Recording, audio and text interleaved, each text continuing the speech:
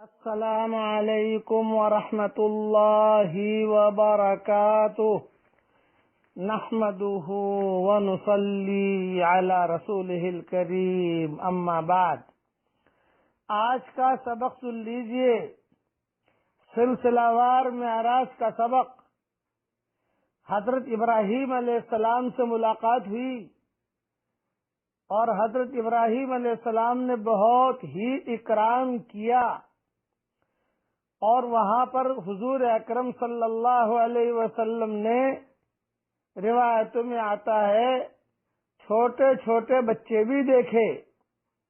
اب ایک مختصر تشریح کرتا ہوں کہ مشرکین کے بچے جنت میں جائیں گے یا جہنم میں جائیں گے۔ علماء کے اس میں بہت اقوال ہیں۔ صحیح قول یہ ہے کہ اس مسئلے میں خاموش رہنا چاہیے، نمبر 1۔ نمبر 2، حشر کے میدان میں ان کو اللہ تعالی کچھ احکامات دیں گے، کچھ بتائیں گے، یہ کرو، یہ مت کرو۔ اگر انہوں نے اللہ کی بات مان لی ان بچوں نے تو جنت میں داخل کیا جائے گا، اور اگر انہوں نے بات نہ مانی تو ان بچوں کو جہنم میں داخل کر دیا جائے گا۔ نمبر 3، صحیح بخاری کی روایت یہ ہے کہ مشرکین کے بچے بھی جنت میں جائیں گے۔ نمبر 4، کہ اس کے اندر علماء نے بہت تفصیلی بیانات کیے ہیں، لیکن چونکہ صحیح بخاری کی روایت یہ بھی ملتی ہے کہ بچے جنت میں جائیں گے، اس لیے کہ ان پر کوئی اللہ تعالیٰ کے احکامات نہیں ہیں، وہ مرفوع القلم ہوتے ہیں، معصوم ہوتے ہیں۔ تو ابراہیم علیہ السلام کے قریب بچے بھی دیکھے۔ جب حضور اکرم صلی اللہ علیہ وسلم ابراہیم علیہ السلام سے ملاقات کی تو خود حضور صلی اللہ علیہ وسلم فرماتے ہیں کہ معراج کی رات میں میری ملاقات حضرت ابراہیم علیہ السلام سے ہوئی تو انہوں نے فرمایا کہ اپنی امت کو میرا سلام کہہ دینا۔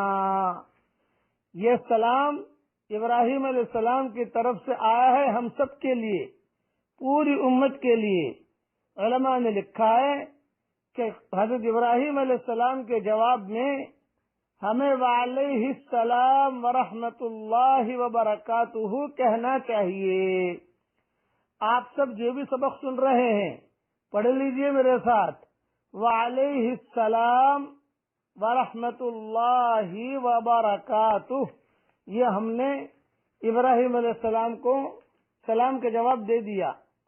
فرمایا اپنی امت کو میرا سلام کہہ دینا، اور یہ کہنا کہ جنت کی نہایت عمدہ پاکیزہ مٹی ہے اور بہترین پانی، لیکن وہ بالکل چٹیل میدان ہے، اور اس کے پودے یعنی درخت، سبحان اللہ، پڑھیے میرے ساتھ، سبحان اللہ والحمد للہ ولا الہ الا اللہ واللہ اکبر ولا حول ولا قوت الا باللہ العلی العظیم۔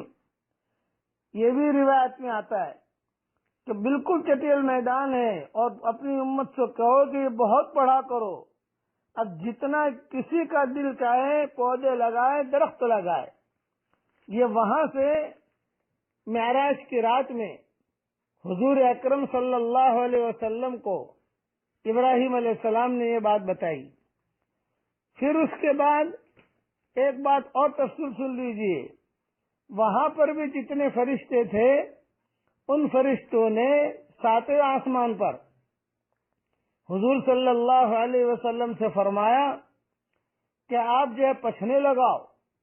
پچھنا لگانا یہ سنت ہے، کئی بیماریوں کا اس میں علاج ہے، اس لیے یہ پچھنے والی سنت ہمارے علاقوں سے یا ہمارے علاقوں میں ابھی رواج میں نہیں آئی ہے، خاص طور سے ہندوستان، پاکستان، بنگلہ دیش اور اس قسم کی برما وغیرہ، وہاں عربوں میں تو اس کے بہت رواج ہے اس کا، چونکہ روایتوں میں آتا ہے کہ اکثر آسمان پر اکثر فرشتوں نے کہا کہ علیک بالحجامہ، علیک بالحجامہ، کہ پیارے نبی آپ پشن ضرور لگانا، پشن۔ تو ساتویں آسمان پر بھی جو فرشتے تھے انہوں نے کہا اس کے لیے اب پشن کیسے لگانا، کیا کرنا۔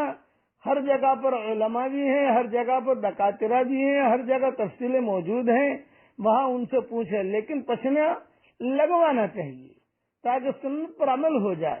اس کے لیے کبھی کبھی دن بھی مقرر ہوتے ہیں، کبھی چاند کے اعتبار سے تاریخیں بھی مقرر ہوتی ہیں، وہ سارا ایک الگ مضمون ہے۔ اب حضور اکرم صلی اللہ علیہ وسلم آگے بڑھے، جب آگے بڑھے ملاقات کر کے ابراہیم علیہ السلام سے سدرۃ المنتہا پر پہنچے۔ یہ بیری کا درخت ہے، یہ بیری کا درخت، ایسا اس کا تذکرہ قرآن شریف میں بھی آتا ہے، بیری کا درخت کا، سورہ نجم میں اس کا تذکرہ ہے۔ آسمان سے اوپر سے جو خبریں آتی ہیں وہ بیری کے درخت پر آ جاتی ہیں، اور سارے کے سارے فرشتے جو ہیں وہ بیری کے درخت سے احکامات لیتے ہیں۔ سب سے پہلے حکم آتا ہے جبریل علیہ السلام کی طرف، اور وہ بیری کے درخت پر آتا ہے، جبریل علیہ السلام پڑھ لیتے ہیں، جیسے فیکس آ گیا، فیکس جبریل سمجھانے کے لیے کہہ رہا ہوں۔ جبریل علیہ السلام نے دیکھ لیا، ہاں پانی کے متعلق یہ حکم ہے تو میکائیل کو دے دیا، موت کے متعلق یہ حکم ہے اسرائیل کو دے دیا، قیامت کے متعلق یہ حکم ہے اسرافیل کو دے دیا، اور پھر جو اس کی نگرانی کرتے رہے جبرائیل علیہ السلام۔ پہلے جبرائیل علیہ السلام اس حکم کو پڑھتے ہیں، اور پڑھنے کے بعد پھر جو ہے اس کو جو ہے دوسرے فرشتے کی طرف منتقل کرتے ہیں، اور اس کی جو ہے دیکھتے رہتے ہیں کہ یہ حکم پورا ہوا کہ نہیں ہوا۔ بعض روایتوں میں یہ ہے کہ جب فرشتہ آسمان سے وہ حکم لے کر چلتا ہے، زلزلے کا حکم یا سیلاب کا حکم یا جنگوں کا حکم، جو بھی اللہ تعالیٰ کے، یا رحمتوں کا حکم، بارش کا حکم جب بھی لے کر چلتا ہے وہاں سے، تو بعض کتابوں میں یہ بھی لکھا ہے کہ احرام پہنتا ہے، لبیک پڑھتا ہے، بیت اللہ کا طواف کرتا ہے، پھر جو ہے وہ احکامات نازل کرتا ہے۔ اس کی لمبی تفصیلیں ہیں، بعد میں انشاءاللہ بیان کروں گا۔ اگلا مضمون انشاءاللہ یہ کل انشاءاللہ عرض کروں گا بیری کے درخت کے متعلق، اور اگلا سفر جو ہے حضور اکرم صلی اللہ علیہ وسلم کا، اس کے متعلق۔ آج کا سبق تو یہ ہے کہ سبحان اللہ والحمد للہ ولا الہ الا اللہ واللہ اکبر ولا حول ولا قوت الا باللہ العلی العظیم، یہ پڑھ لیجئے۔ اللہ تعالی ہم سب کو ذکر کرنے کی توفیق عطا فرمائے، آمین آمین۔ والسلام علیکم ورحمۃ اللہ وبرکاتہ، وآخر دعوانا ان الحمد للہ رب العالمین۔